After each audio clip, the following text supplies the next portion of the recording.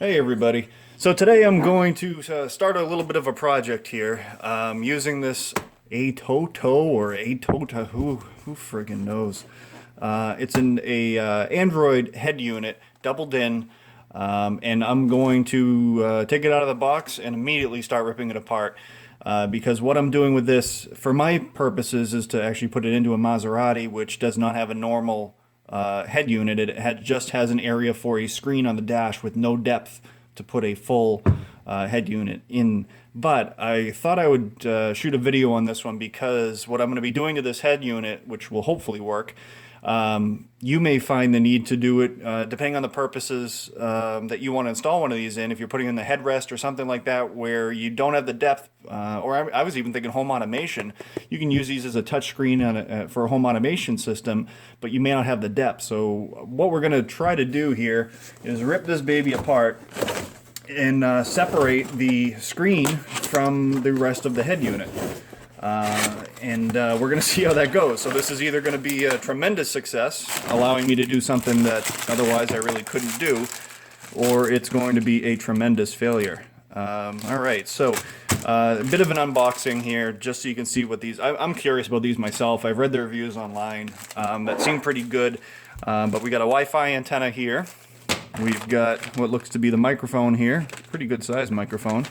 Though I will not be exposing that in the car. I'll probably build that in behind the headliner. Looks like a GPS antenna there, which is good. All sorts of cables. USB, another USB, standard power speaker level connectors, and universal brackets.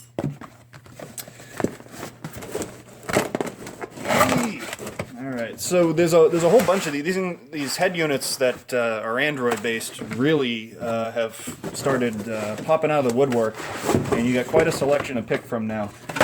From name brand companies, and the reason I didn't go with a name brand company on this one is I'm ripping this thing right apart, and if I break a $500 or $600 head unit, I'm going to be pretty upset. If I break this one, which is the Atoto A6, at $200, I'm really not going to be that upset about it. I won't be happy, don't get me wrong. I don't like flushing $200 down the toilet, but at the same time, it's less than half the price of one of your name brand decks. And from what I've seen for reviews on this unit, it's pretty solid. It looks good. Ooh. So I will take you through the learning process as I figure this out myself, but we're literally just going to attempt to take this front section completely off. I have about 2 inches of depth in the front of the car to work with, so I can get away with this plus some.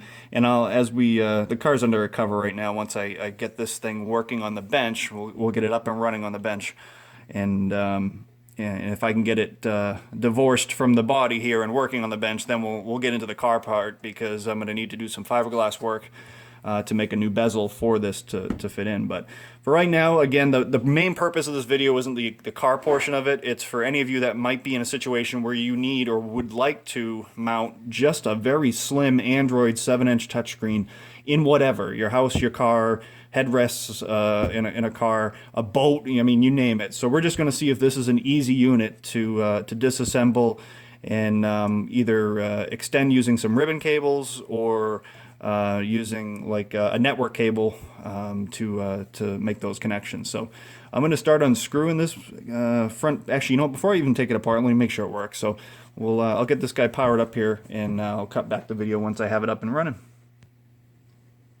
Alright, so it just threw 12 volts to it. It's booting up. Now, I'll get some glare off the screen here. So this is, one of the features of this particular brand is that 2-second boot up, which is very important. From the time that you turn your ignition on to the time that it's booted up and ready to rock is only 2 seconds, which is great. It's doing the initial boot up now. And I'm going to play around with this thing for a bit and just make sure, A, it's worth me putting the effort into actually making this thing work, and B, make sure it does actually function. So we're up and running. I'm not going to take you through the review, as this is the first time I've had it on, and there's other reviewers out there that do a good job, kind of walking you through what it can do. This is more of a technical video on how to rip it to shreds and not break it. So I'm gonna tool around with this thing, and I will pick the video back up again once I've decided that I'm definitely gonna go with it and start ripping it apart.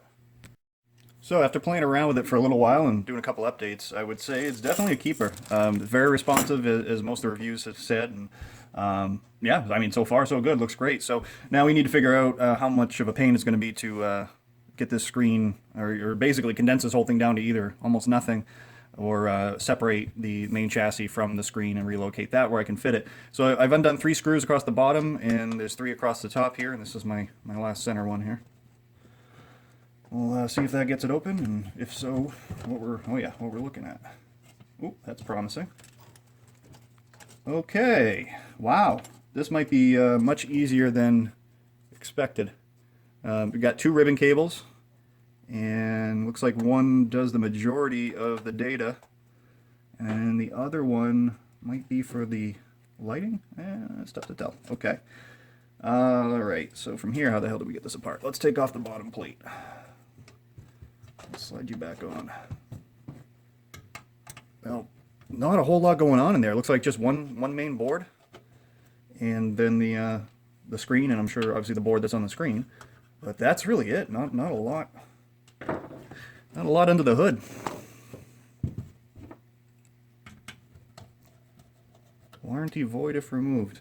Well, I think we can safely say the warranty's voided. Okay. Oops, screws in the back. So this will be interesting. If it's just those 2 ribbon cables, I might take the easy way out and just look up those ribbon cables online, because you can order them based on the number of conductors and by size. So I'll see if I can just order a longer version of that ribbon cable, and then we'll see if this has the power to communicate over a longer distance with that. The other option is if it's slim enough, I might just be able to take that bottom panel, sandwich it up against the screen, on the back of the screen, and make this thing really nice and small. Which, yeah, it looks like I potentially may be able to do that. So here's what we're going to do. We're going to release the back panel, which is all anchored in with a couple of screws and the nuts for the antennas, and take this board right out. We shall start with releasing these. Just lift up on these little black pieces. Hopefully the camera's getting that in focus. And then these should slide right out, as they do. And that's it. That's all there is to it. So like I said, I'm going to see if I can source. Well, this will be an easy one to source. It's well marked. This one might be a bit of a trick. But yeah, no, we'll figure it out. One way or the other, we'll get this working. Okay, now we'll, I won't bore you with taking this board out, but we'll get this board released, and I'll come back.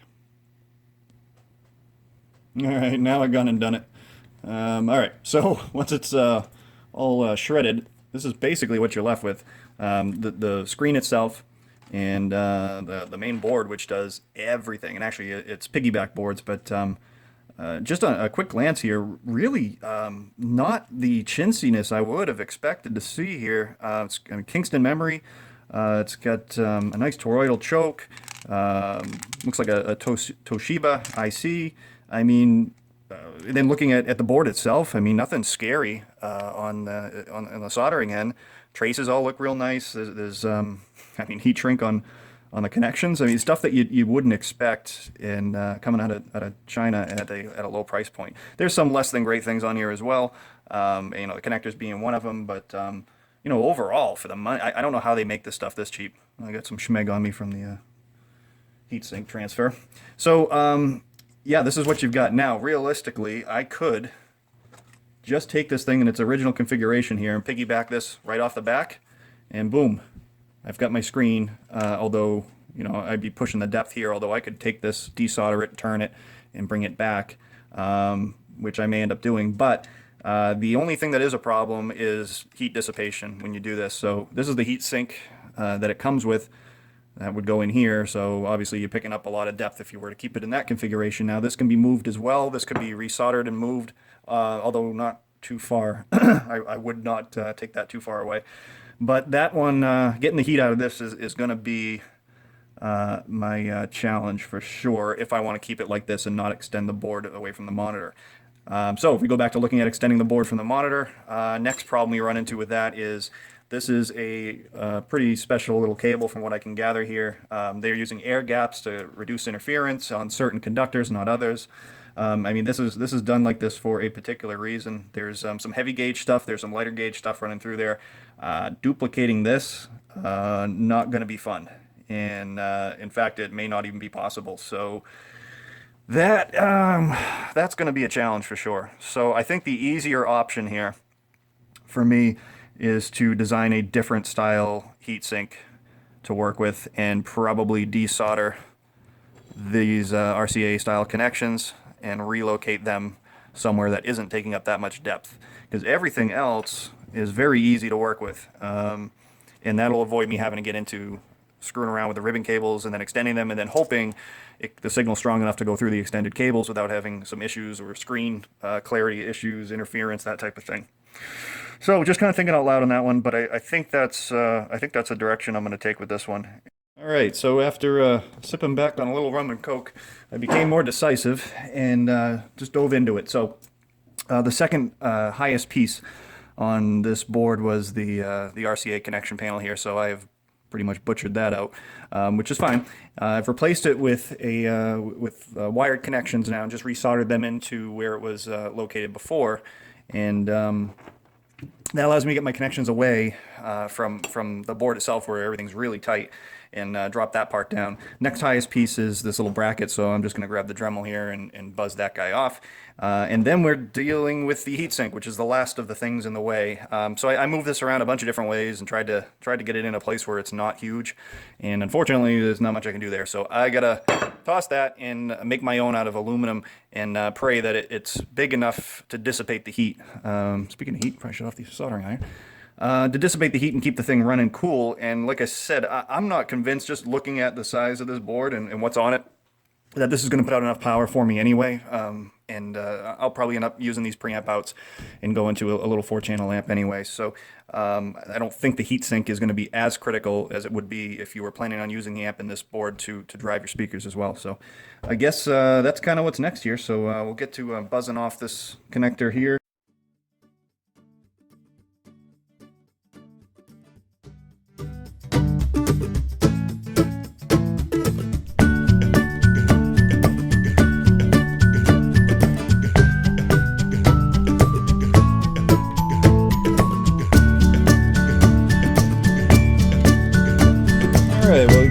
Come up with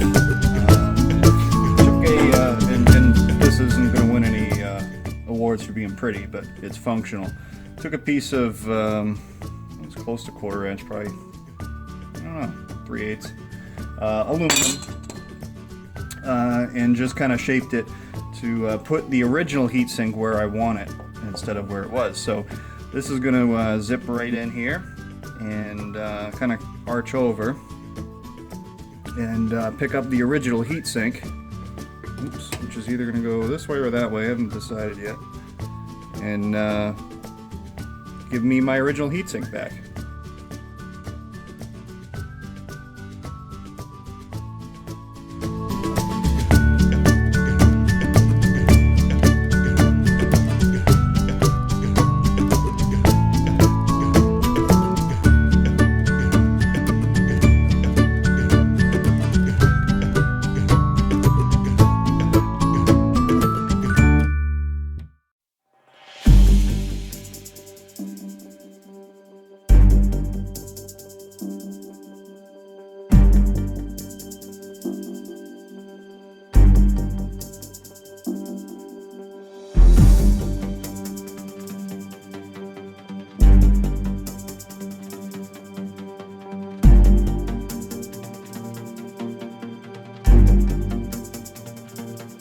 Alright, moment of truth here.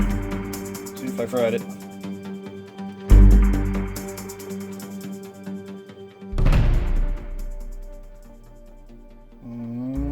It's thinking. Hey, good sign. Alright. That scared me. That took a little longer to turn on that time than it did. I believe that it did the first time I powered it up. But, yeah, we're looking pretty good. So that's pretty slick. I'm down to, let's see. There's the tape measure. On the thickest side, I am at 1 inch and 7/8, actually 6/8, 7/8, somewhere in there.